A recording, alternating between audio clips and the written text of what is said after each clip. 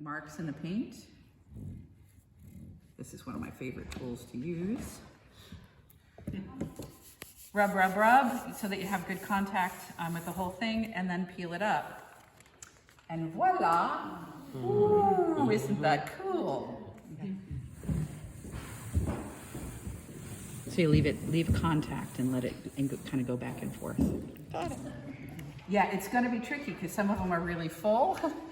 Some of it is thinner and some of it is thicker. But you can never worry about cleaning off that roller. Mountainous. Now we have a mountain shape. And you'll just make a couple of different layers on this print.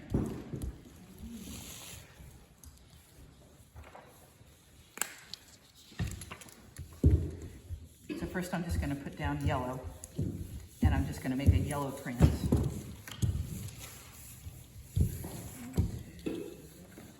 then I'll do red.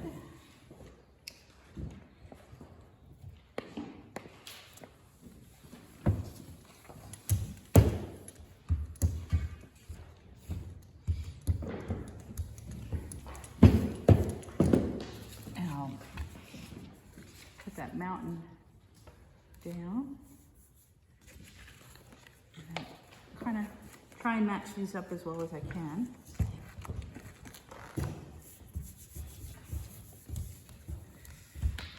I got my first mountain. Nice. Oh.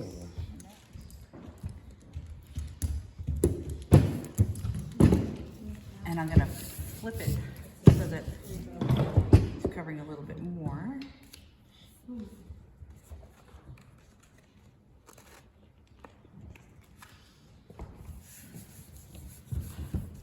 Apparently, I'm going to be messy today. Now it's got multiple layers. A little yellow in the middle. Right now. Yeah, it kind of looks like mud. And when I do this, I try not to have the brayer blend them over much. So, you know, being kind of, so this is a little more advanced. I'm getting there in about 5 minutes. Either that or it can just be a happy accident. All right, maybe not. I thought I had too much. This is where I have to pull the double card. Get your butt up there.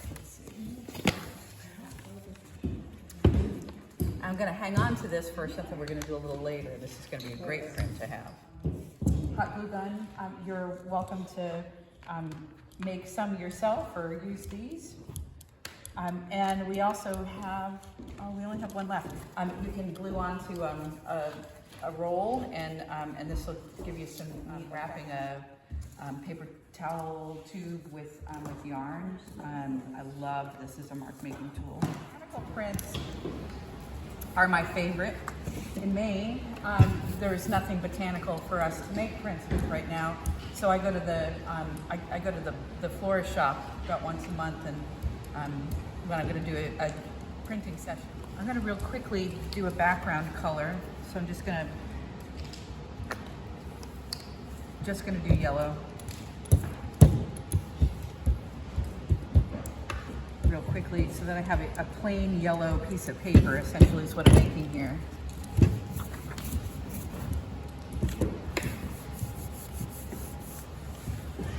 Well, and there was still red on the plate. The more paint that you use, the less crisp your botanical print will turn out. There's like a fine line between having perfection and not having enough. But what I'm going to do is I'm going to put this down on the plate, and I'm going to match this up as well as I can. It's not super important. And I'm going to make sure that I have really good coverage, that I've touched all the areas. But then what I'm going to do is I'm going to leave the paper in contact with the plate in one spot, so that I get a perfect register. And I'm going to roll it back down again. And what it does is it will now give me the veins and the details of the plants. So one way to, that's one way to do it, is so that you're getting the details of a plant. Another way to do it, and it's okay, but I'm definitely not in love with this. So I'm going to go back with, yeah, this is going to be, now this will be my background. And this time, instead of pulling it out, I'm just going to use the silhouette of the plant.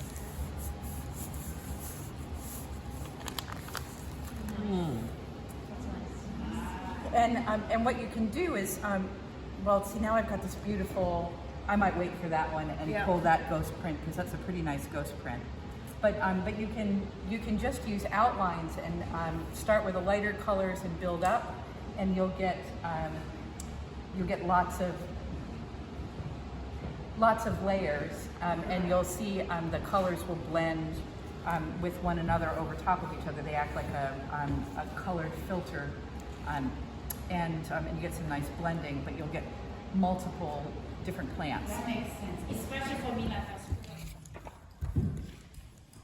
And what I'm noticing right away is that this particular plate is very new, and so you can see it's beating up. So I'm not getting complete coverage, and it's okay. It's already giving me something interesting. And then I'm Can I gonna, have a piece of that twirler bird thing? The green, The what? the greenery, the greenery.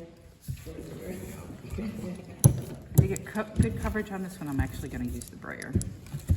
Get lots of Did you detail. say lay down and put the finger on? I think so. I think you could do a ghost print maybe. Voila! You're not using very much paint. You're gonna get a really light coat of paint on there, so that you can kind of see the plate through. And then you're gonna take the thing that you want to transfer. You're gonna put it down, and you're just gonna make light contact, not heavy contact, but a very light contact so that it's touched everything. Especially if it's that thin paper, What happens is that that the ink becomes a we're getting a little bit of a transfer here, but not much. No, Because you got red on there. Different colors, red on red. Yeah. will not adhere to the places where the So where the paint on the the print becomes printing is racist. heavier, And then the background and so when you pull it off, takes the paper. it'll leave behind the image. It didn't work with this one.